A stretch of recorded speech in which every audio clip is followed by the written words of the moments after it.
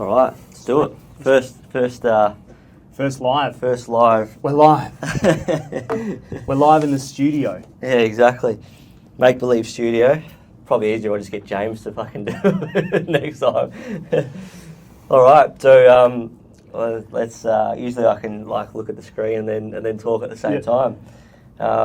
So this week I'll talk in the camera. This week we're proud to bring our first in-studio guest to Ecommerce Australia, who has created, I'm going to do him a great injustice here by, I'm sure you've accomplished more than this, but the founder of 3 e-commerce businesses, including Shader Australia, Tumble Bear, and what was the third one? Phantom Hardware. Phantom Hardware, exactly. However, he's done so much more than that. As we'll get into, he's now the founder of Seller Capital, always got plenty on the go, previous history in winning a reality TV show as well, and from what I've learnt lately, he's a tragic and mad Carlton supporter. So, usually we say commiserations, but good time for to be a Blues supporter.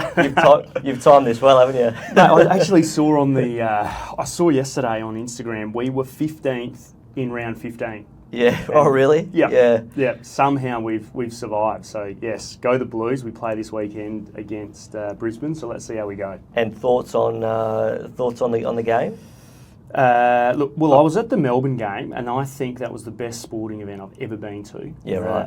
The crowd was just insane. I don't think we played all that well, but we managed to grind out a win, which is what we seem to do really well. So, yeah, mate, I think we can beat Brisbane, obviously, but it's going to be tough. Yeah, they haven't lost a game there all year. I know. Yeah. They've had the luxury of a couple of week break, and there's no excuses for them. Like if you can get the job done, it's probably almost your grand final. I'm not even going to get to watch the game because I've got a wedding on. Oh, who does that? I know. Really? Yeah. That's typical Carlton, isn't it? You don't think? My wife's best friend is getting married in Sydney, so I'm in Sydney, and the wedding is over the game, so I'm not even going to get to. I'm going to be one of those guys where I'm like looking at my phone, looking at the wedding. I wouldn't be able to handle that. Yeah. Anyway, that's maybe you turn your phone off and then watch it, but there'll be people that spoil the scores, I'm sure, at the wedding. Absolutely.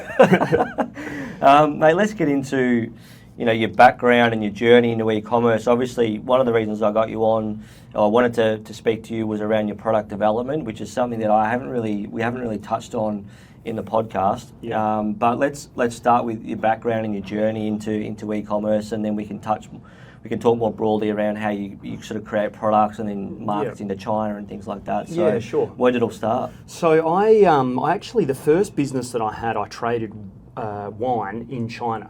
Okay. So it started in my early 20s, and I was trading Australian wine into China, and I'm 36 now, so it was probably 15 years ago that I was doing this.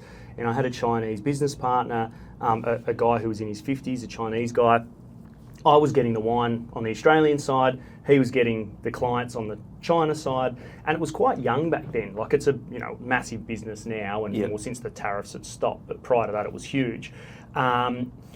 And so we were sort of pioneering something. And then, as it turned out, it was probably one of my worst business experiences, and it was an early one where the guy kind of cut me out once we started getting some really good success. So, I was a young guy, I made a lot of mistakes, and very ambitious, just didn't do the right things with the business structure, and I was able to be cut out of that. And so, that was my first taste of it, and I learned a lot of lessons the hard way on that one. Yeah. But then, as you said, I was lucky enough to go on a reality TV show called The Big Adventure, and I won that show, and the prize for that was $1 million. So I was 26 with $1 million. Brilliant. And I always had been an entrepreneur, and actually, what I really wanted to be was a property developer, which I am now, thankfully. But there's only 2 ways you can be a property developer. You either have a lot of money and you invest in properties and develop properties, or you start building yourself up towards that. And so, through my teens and early 20s, I was trying to save as much money as I can, buy houses and go that way. And then, of course, I won the money, so then I got sort of a leapfrog moment where I had cash, so I could invest in property, and I did. Yeah. And then I had the opportunity with Phantom hardware, I started that in 2016. I started that, I think. And that started off just as a single product. We had one SKU, just the white Phantom doorstop. And it was the only product, like the one SKU that we had. Really? And we sold it into one store in South Australia. That business went, its moment, I suppose, that really sort of just like slingshot the business forward was we had a video that we did, and this is probably the power of social media. We had a video and we just we put it out on Facebook, and it wasn't doing much. It was just some interest. And then there's a Facebook page called 9 Home, which is Channel 9's home home version of their Facebook page, and it got picked up by 9 Home, and then it just went. Everyone started sharing it, and it went completely viral. Had 50, 60 million views over the space of like a week or something. Before things were going viral, essentially. And it was on Facebook too. So like TikTok didn't exist. Instagram did, but it wasn't as prevalent, and it just went mad. And so that viral video, which we didn't spend a cent on any ad budget, it just was purely organic. That just sent that business forward so fast, and we got all of these distributor inquiries from all over the world. And so then for a doorstop, it was just a really unique. It was different, but it was very simple at the same time. So you could see the video, you could see how it worked, and it was very self-explanatory. So it was, with product development, I always say like the simplest ideas are the best ideas. And so and that one was a really good one. And so that business, because of a really good video, and I talk about content a lot now, the importance of having really good content and not just pumping ads into things. You've got to have clever content. Because of that video, that business, exists. Yeah, right. Yeah. Okay. Fantastic. And so that Phantom hardware, that was just the one product that you didn't No, build. we did, We expanded that out. So quite quickly after the video, people were saying, hey, can I get different colours, and will it work on this sort of door? And all of a sudden the SKU range went from 1 to about 40 or 50 quite quickly. And then the business got acquired in 2021 by a private investment group, bought it. And at that stage, we were selling in about 80 countries. And we had over, I think, 120 or 130 SKUs. Wow. And so it really just, it was one good product, and then it was good marketing throughout the journey, and then it was getting distributors, and then having really strong IP. So the Phantom doorstop had and has really strong IP patents around the functionality of the stop, how the pin comes up and how the pin is caught by the striker plate. We patented that process. And so we licensed that to bigger companies, and then those bigger companies rebranded the Phantom doorstop their own brand. We supplied it to them, and then that, again, helped us expand into more and more countries. So there's so many ups and downs, but it was I learned a lot from that business. Interesting. And even looking towards Tumble Bear and Shader, like they're really simple businesses. I'm not sure if anyone's I'm sure people have heard of them and purchased them, but we'll go into them in a minute. But it doesn't seem to me that you're scared of going to different markets that perhaps you don't know at the time, or like what's the process for you? I'm probably skipping ahead a little bit here, but in terms of like new products, how did you come up with the doorstop? What was the need for that? The way that you invent, the way I invent anything is actually just circumstantially. So I don't ever just sit down and go, all right, I'm going to invent something. It's not how it works. It's you have to just be living your life. You come across something that happens or something that you just find inconvenient, and you think, oh, there must be a better way than this. And so, like, for example, the Tumble Bear hats, which for anyone that doesn't know is a impact reducing children's hat. You can find them at Big W, Baby Bunting. That came up just by having a conversation with my brother-in-law, Josh. We were having a beer, and I said, oh, how's Sophie, which is his daughter? And he goes, oh, yeah, she's good, but she bumped her head. And he showed me a photo, and she had this big bump in her hairline. And at the time, I was like, oh, geez, mate, that's pretty bad. Like that looks bad. Yeah. And he said, oh yeah, it's just kids, like they're so clumsy, they hurt themselves a lot. They just, she's bumped her head heaps of times, and it was like this, well, not light bulb moment, but almost like a light bulb moment. Like, there's got to be something that can protect kids from. Like, if every kid's pretty clumsy because they're finding their feet, they run into things, they're learning how to walk and run. Obviously, they're going to hurt themselves. And kids are obviously very precious and you don't want them to get hurt. And it was just like this moment, I was like, surely there's a better way. Surely you could do something to protect your kid's head. Yeah, yeah. And my mind went back to a product that I was actually presented years prior in America. And it's a skull cap that people wear underneath NFL helmets. Okay. And it's just this very thin impact reducing foam, but it gave me the inspiration, seeing this foam work, thinking, I wonder if that foam or similar foam could go into a children's hat to make it impact reducing. Yeah. And so it's such a simple product. Like it's literally a kid's hat with foam in it. Yeah. But doing it, that's probably downplaying how hard it was to actually make it work. Imagine, but it still took a long time of developing the product, making sure the foam could fit inside the hat so that you couldn't see it, making sure that the hats actually did something, because there's no point having like a gimmick and saying, oh yeah, they're good, but they don't actually do anything. So there's a lot of testing we had to go through to make sure that they actually had impact reducing qualities.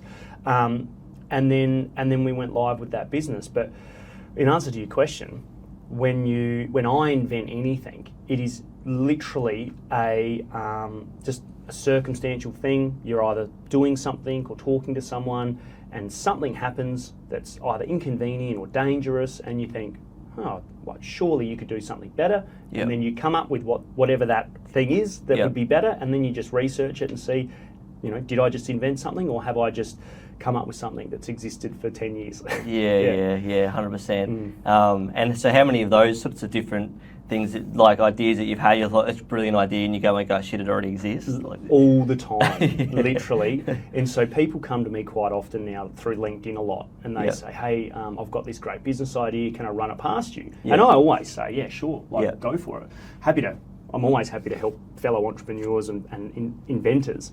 And you would be so surprised how often the ideas that these people have, and me, I've done it so many times, that you get invested in this idea and you think you've invented something, and you actually, I don't know if it's out of fear that you don't want to get let down, but they don't Google it. They don't search to see if it exists. And then when they do, it's like, fuck, this is everywhere. Like, I've literally invented something. I got excited about it. I've even given it a name in my head, and it's a product. It exists. It's everywhere. Yeah. So I always say to anyone developing a product, the first thing you got to do is just Google it. Just make sure you haven't invented something that already exists. Yeah.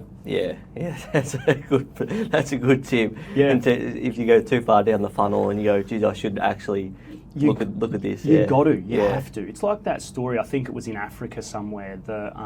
A tribe who were detached from society, so they had no access to society, but they invented the windmill. Okay. Yeah, they actually invented it because they'd never seen it before. So as far as they were concerned, they'd invented it. But of course, it's been around for probably a century or longer, but they'd never seen one. So they actually did invent it. Yeah. It's the same sort of thing. You can invent it, but just because you didn't know that it exists doesn't mean it doesn't. Yeah, true. 100%. And so we've spoken about Tumble Bear and then Shader Australia, which I was on the website the other day. It's an awesome. A lot of your stuff, and this sounds like a negative, but it's just simple, like functional, one product type thing. And so I was on the website, and looks amazing. I'm like, geez, I need to get one for myself, and I go down the beach and try and read and try and protect the face a little bit. How did that one come about? So Shader's story is actually similar to that of Phantom in that it was an idea that we had. So we had a small team at Phantom, and because we had the means and the ability to create products, because we had a team of people, a small team, this idea was thrown around. Could we create a beach shade for just your face that would protect your face, but you could still tan in comfort? And we were actually not sure if it would work. Yeah. Like when the concept was thrown around, we thought it's so gimmicky, but it has a place, and it does exactly what it's supposed to do. But will people want it? So we put it on Kickstarter. And Okay. I've never used Kickstarter before. It's the first time we'd ever tried it. And so those people that don't know how Kickstarter works, Kickstarter is basically you have a concept, you create a prototype, and then you put it onto Kickstarter, and people support you and buy them or donate money towards your goal, your target goal that you would need to develop that product. And you've got, I think it's a month, and then after a month you either reach your target or which is the cash, or you don't. Yeah. And so we put it on Kickstarter, and I think our target was $50,000 or something, or $25,000. I can't really remember. But the Kickstarter campaign just went phenomenally well, and I think we did $200,000 in a month. Oh wow! Yeah, and it went so well. And then, but that was similar to Phantom in that it was literally just a really good video. Yeah, yeah. So we went and did a video. It was me and my wife down the beach using the shader with all of its functionalities.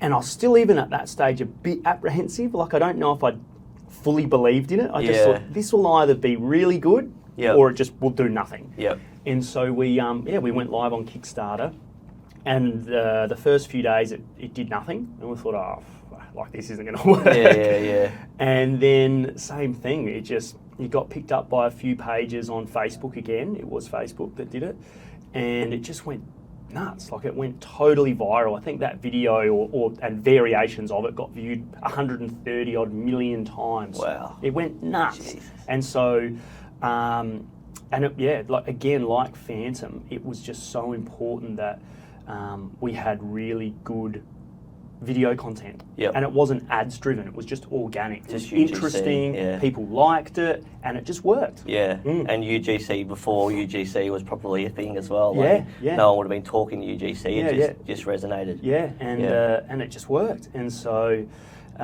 both of those have been really propped up by great content.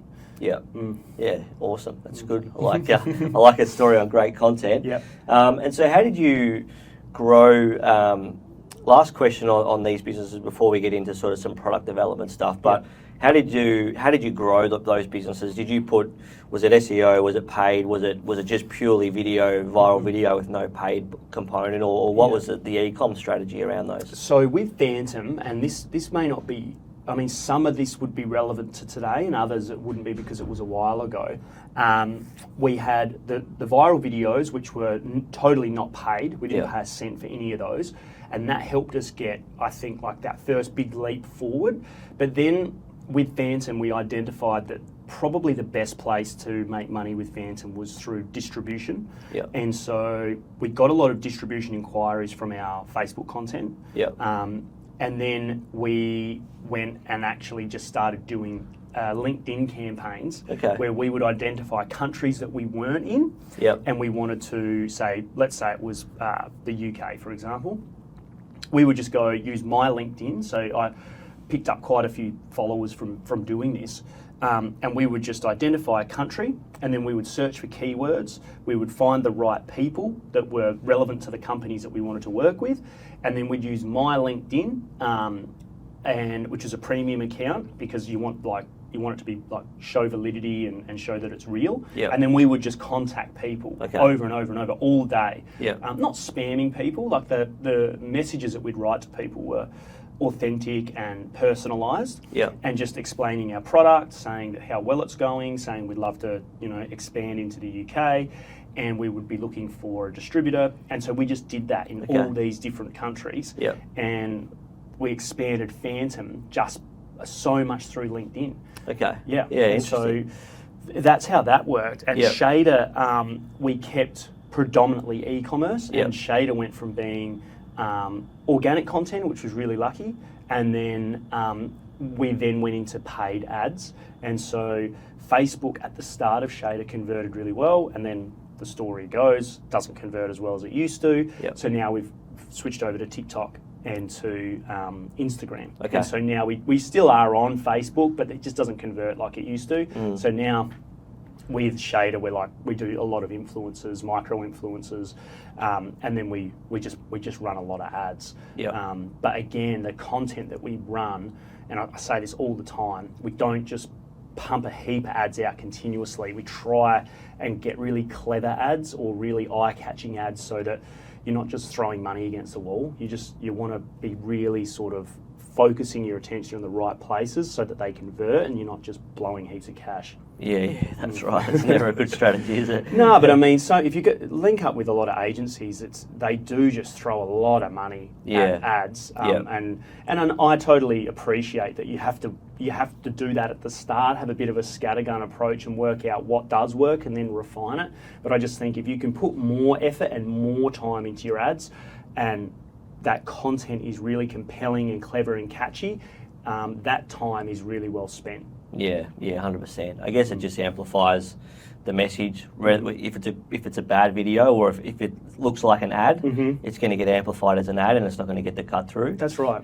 But if it's if you're part of the community, if you're native to the platform and it doesn't look like an ad, you probably get much better cut through. You do. And that the creative is kind of the thing that stands out on those platforms now, isn't it, as well? Yeah. Like if you have average creative, you're just gonna waste your ads. I actually heard we've done this by accident, Yeah. totally by accident, and it works. And then after researching it, people do it on purpose, and that is if you put mistakes in your ads, and then people comment on the mistakes. So people will always pick up, oh, he had a watch on his left hand and now it's on his right hand, or look at the clock in the background, it was 10 o'clock and now it's 4 o'clock. And people comment on the mistakes. Yeah. And we've had a few ads that have had either mistakes or the comments that you say in the video may not be factually correct by accident. Yeah.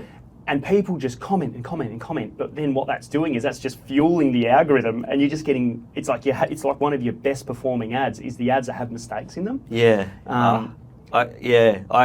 It's just, sorry to cut you off. It reminds me, I had a client, let's just call them a national sporting body. I don't know why I'm protecting them, but it's, no one did anything wrong. But they had a player within their league, and she said some things that perhaps weren't great, and she was getting attacked on social media for what she said.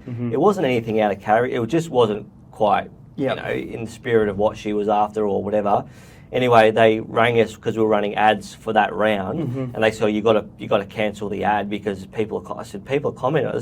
Like, let's roll this thing. Let's keep it like it's not bad as long as there's no obviously sort of it's not outside the boundaries. Yeah. But people are emotional about this. Like we shouldn't be cancelling it. Yeah. We should let this thing run because people are emotionally invested, and the more comments, the better. Yeah, that's so right. I think to your point, it's a great strategy that works as long as it's done tastefully and authentically. That's right. You can have a little bit of a play around with some mistakes. Yeah. It's the same with emails as well. Like I don't know if there's an actual strategy around sending an email and then say, oops, I left something out, and they email again. Yeah. That's a strategy. I don't like it, but I think it works. I saw a YouTube video on a guy talking about the mistakes that he puts in his videos. Okay. And so he just puts tiny little purposeful mistakes. So he does videography and photography, and he did a 3D render. Oh, it wasn't a render, it was like a skateboard video, a really high quality skateboard video that he did. And anyway, the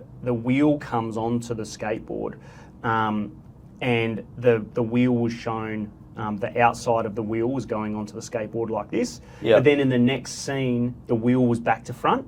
Okay. And he did it on purpose. Yeah. And everyone was just commenting. It was wheels gone backwards, that wheel's back to front in the previous shot. And he did it on purpose, and it worked. And he demonstrated exactly what he did, and then he demonstrated the result. Yeah. And it's not offending anybody. It's not, it's not factually incorrect. Yeah. He just, made a mistake, and it just propelled this video. Yeah. Any kind of hook or anything you can get to people go, oh, hang on, and I'll comment. Yeah. It works. Like it works. Yeah. Because you just want to, and that comes back to having that good content. It's whether you're making a mistake, or you're saying something a bit contentious, you need people to just be engaging with it. Yeah, well, it's the same as, the Kane Corns effect, right? Like, not many people actually agree with him or a lot of the time, but he gets cut through because he's polarising. So I think that probably is a bit of a lens of being polarising in terms of making some mistakes. But people, the more comments, the better. Yeah, I actually saw Kane Corns in the Virgin Lounge last week. Oh, yeah? Yeah, and I went and had a chat to him because we were both standing there waiting for our coffees. Yeah. Nice guy. Yeah, no doubt. Well, I think most of those guys are. I think they just, he's a nice guy. They've got a job to get stats and to get, he does a good job. He does it. He gets people sucked in all the time. Yeah. He hasn't got me yet, but Well, we're talking about him. Yeah, true. You've got a bit of you've got a real passion for product development. We've got a lot of listening. That sounds quite egotistical. We've got a lot of listeners. Our listeners on the podcast are very much e-com enthusiasts. I'd imagine there is a group that are looking to start in e-com. You've obviously got good experience in that space, but where do you start and how do you actually develop a product? Can you take us behind the process of that? Yeah. And then any lessons in terms of, I guess, dealing with China and all those sorts of things, which is probably a whole other podcast. But how do you go from sort of concept through to having an e-com store selling a product? I don't even know if you probably don't even know this, but I'm actually just in the finishing stages of a course that teaches people. And now I feel like one of those guys doing a course because everyone's doing a bloody course. But that's it. I've got a course coming out soon. And it's actually not finished. I've been working on it I've actually been making notes. I've got a notebook that I make notes about experiences and things. And I thought I would pull it all together and make a product development course because I allow or I welcome people to ask me questions on LinkedIn, and I always try and help out. I was finding that there are so many questions with product development. It's such a broad process that you go through from the moment you have just an idea all the way through to actually having something you can sell. There are so many steps, and so when someone would come to me with an idea and they would say, "Hey, can you what do you think I should do next?" I can give them the answer, but then they'll come back to me again for some more help and more because there are so many little individual steps that you have to take. And if you take them out of order, or you don't take some of them and just miss them altogether, it can be quite detrimental and really slow you down and really cost you a lot of money. And so that's why I thought, well, I'll pull together all of my information and do a course. And it's not going to be some sort of masterclass, secrets of the trade, like revealing his secrets. It's not like that at all. It's actually just me putting down in a course exactly what I do. So when I come up with an idea, these are the steps that I take from here's an idea, and step one, I Google it and make sure that I haven't just invented something that already exists. And then it's a step-by-step process. If you can follow the step-by-step process, it's not that difficult. But if you've never done it and you don't know what to do, it's almost impossible to do it, or almost impossible to do it well. And so, even when I was developing, say, the Phantom Doorstop, it was the first product that I'd developed.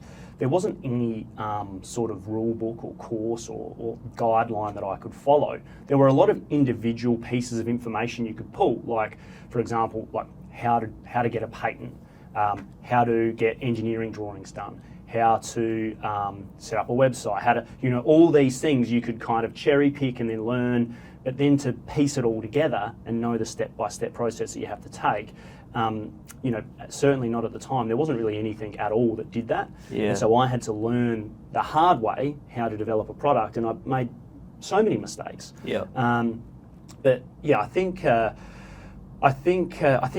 once the course goes live and I'll start sharing it, I think people will find it very useful, and it'll be applicable to anyone doing a physical product. It won't be tech; it'll just be physical product. But there are so many steps. I think the course currently has 22 modules that it goes through, and that's all the way through from just conceptualization to tooling drawings to getting prototypes made to placing your first order, IP, all the way through to shipping, shipping marks. There's just so many little things you got to get right. That, even the professionals make those mistakes even today, and they can be really detrimental. So you might have seen just a few weeks ago that Oodie had to do a huge product recall because they did a children's Oodie, and they didn't label it correctly with kids' products. If they can be flammable in any way, or if they're like a bedding product, they have to have a caution flammable warning tag on it, and they didn't have that warning tag, and so they had to recall them all. And of course, the Oodie sells so much product. It was just such a small miss that had such a big, detrimental effect. And so that's what I'm trying to eliminate for people when they do want to go on a product development journey. Is just having a step-by-step process that they can follow, so that they understand where they're at in the process, understand the costs that they're going to have, and then they're confident enough to go through and finish it off. That sounds amazing. Sign me up for the course. I've got a few good ideas. We'll see if they're good or not. In terms of sort of different products and things like that. It's always been the hardest thing, is to how do you actually get it there. And from a timeline point of view, what's again, it's such a hard question to answer, but 12 months from idea to samples, prototypes. I think you could do it inside 12 months. Okay. I do. And it depends what it is. But I think one of the best pieces of advice that I would give to anyone who does have a product idea is to just keep it really simple at the start. Because with any product, no matter what it is, you will always come up with all of the extra things that it can and could do. So if you look at something like, say, the shader. The shader is a beach shade that shades your head. But the first iteration that we did on Kickstarter, it had a solar charged power bank, it had a fan, it had drinks holders, it had a pillow that you could freeze so that it was cold. It had all this stuff, right? But all that extra stuff that we added at the start, it was too much product development to do in a short window of time. And so we ended up just making mistakes. The fans didn't work, the power banks, we couldn't ship them through the air, you're not allowed to air freight power banks. Just all these things made what was a really simple product, a beach shade that shades your head. By adding them all, it actually just made it complicated, unnecessarily complicated, and the people were buying it for its core use. And so I think in any product development, it's great to have all the add-ons, but you're better off to just start with core functionality, your MVP, go live with your MVP, make sure people want it, and then you can do your add-ons in due course. Don't just launch with everything. And also, what that does is it also helps you just align your focus and make sure that you get that core product right. And it's a really good, high-quality product. You go live with it, and then you can do your add-ons. And then also you get like a longer tail on your sales, because then you can sell to your core group and then add product and then retarget your email list with your add-on product, and then you can keep doing that. Whereas if you just give everyone everything at the start, it takes forever to go live, it costs more money, and then you don't have as long a tail on your sales because you've literally just thrown everything at them at the start. True. And then you don't, as you say, that iteration process, I guess you're still testing the market at that point as well. So just get one product that does what it says on the box, and then move on to improving it. Spot on. A couple more questions. You've obviously done well with e-com brands. How do you think e-commerce business owners set themselves up best for success? What have you seen that works well, and what have you seen from a mistake point of view? I think the margins in your products have to be really high now. Back when Facebook ads converted really well, it actually felt a lot easier than what it does now. And I feel like it puts a lot more pressure on you as the business owner to have high margins in your products. So, for example, I've had products that were viable, say 4 or 5 years ago, that aren't anymore. Just because the margins don't stack up. So you're always trying to find ways to ship a product cheaper to people, or strip some weight out of things, or manufacture something for less whilst keeping the quality high. So I think finding that high margin products are so important. And then with all of my e-commerce experience, having good add-ons is super important. So like the shader, for example, one of our best add-ons is a towel. We sell a lot of sand-free towels, and they have a low cost but have a high value. So people buy the shader, and then we sell a bundle with the towel, and that's our best product that we can sell. We actually don't make that much profit on one shader, but we do make good profit on a shader and a towel. So I think having clever bundles really helps e-commerce, and everyone does this, and it's common knowledge. But having high margin add-ons just really helps do that. And then I think we're trying to use a lot of AI now to lower the amount of staff that we need, and then also increase our output. So all of our videos are getting edited by AI. And so the amount of content that you can put out has gone up a lot, just simply thanks to AI. So your editing times are down, your cost to put video and content together is really low. So I think that's going to be a big, a big turner, a big future for AI, for e-commerce. And then something I'm passionate about, and I work in this space and have been putting a lot of time and effort into, and that's cross-border business. So selling products in China is something that I'm really passionate about. So I have a business that sells Australian brands into China, which is the reverse way of how things normally go. A lot of stuff gets made in China, and then we buy it and it comes here. But we sell products that actually often start in China. They come to Australia as an Australian brand, and then we sell it back to China. Because the Chinese market has a lot of trust in Australian brands. They see Australia as high quality, and so it's easier for Australian brands to sell into China sometimes than what it is for them to sell here in Australia. So I think there will be a really big future in selling into China. The Chinese e-commerce space is just astronomical. Like, it is so big, and their influencers, which are known as KOLs, key opinion leaders, are so influential. The sales that their KOLs create are just astronomical. And a lot of that is through they do live streaming. So they do sales campaigns and they do live streaming. I think that TikTok is just starting to get into that as a sales platform, and I think that's going to be a big shift in e-commerce. Interesting.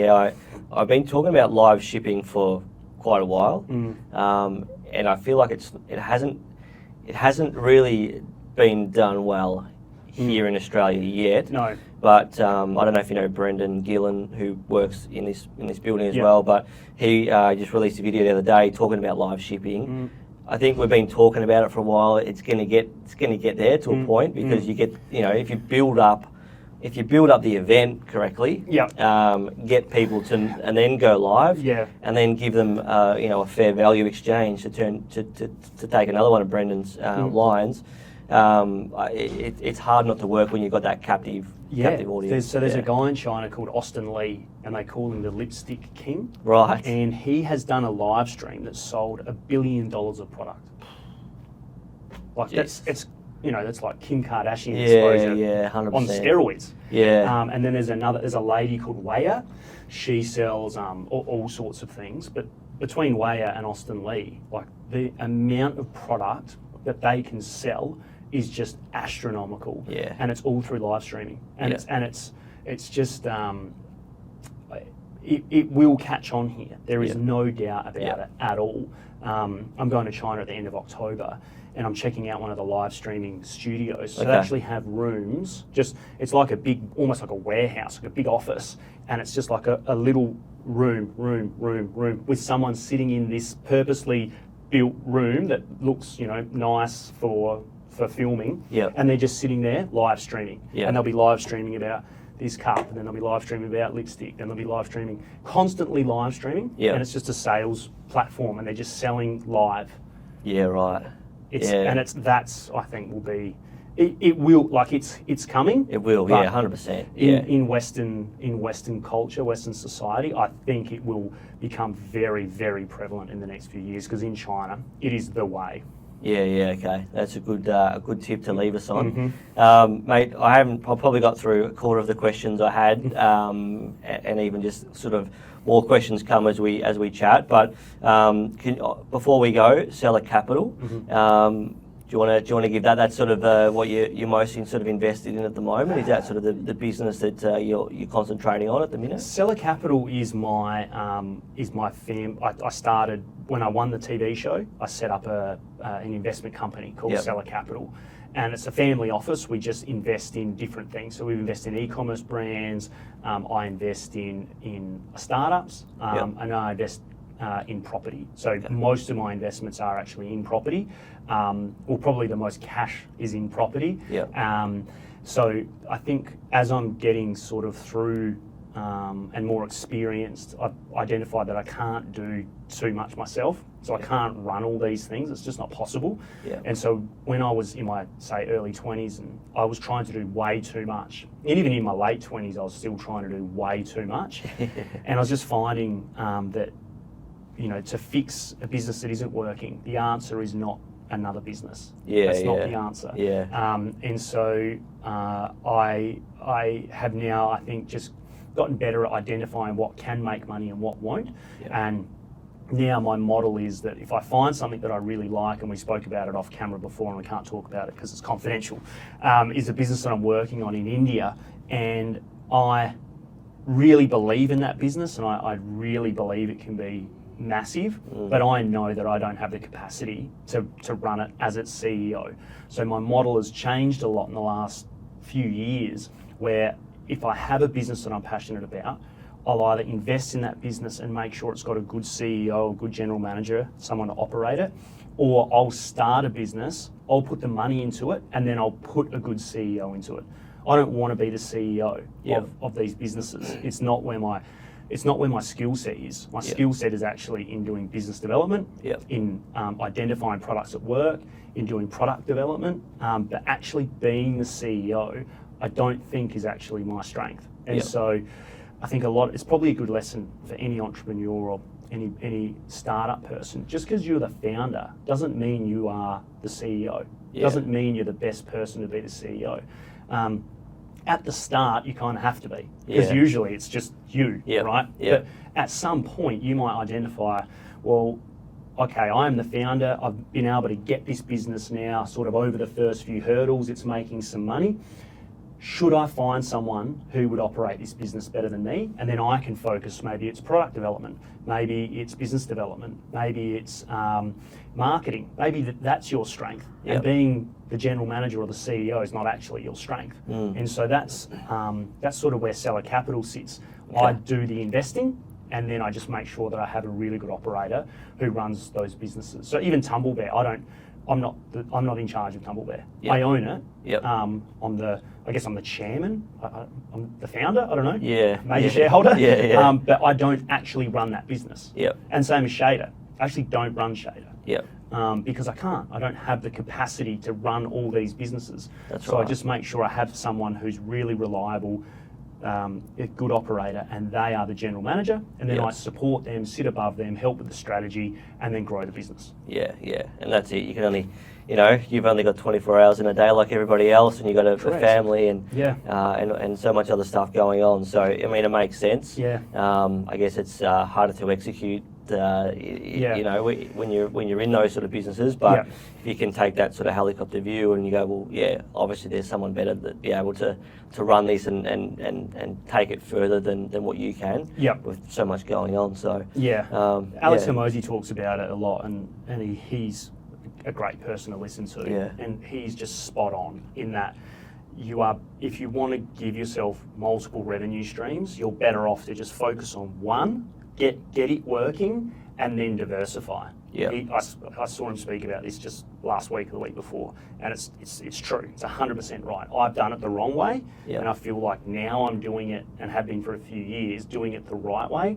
And when I look back at what I was doing in my early 20s, I was just running around like a crazy person, overworked, continuously trying to, run this thing, and I was just underservicing all of them. Whereas had I just focused on one, I would have got that one much further. Then I could have put a general manager in. Then I could go to the next. Yeah, that's the better way to do it.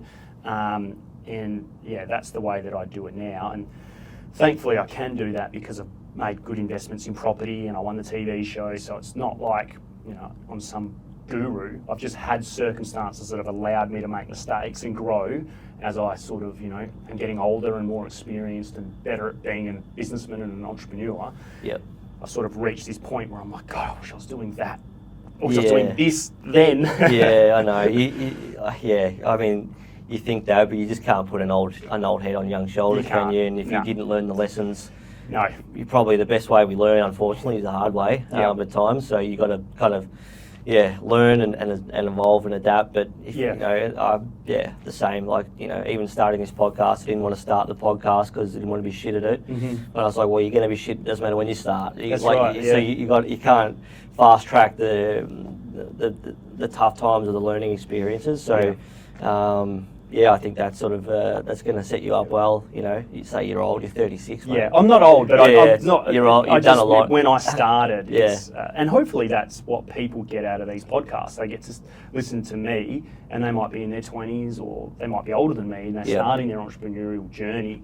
But they could listen to what I've experienced and go, well, I'll learn from that. Yep. I don't have to make as many mistakes, or I don't have to go through all these trials and tribulations. I can just learn from this guy, and I won't make the mistakes that he did. Yeah.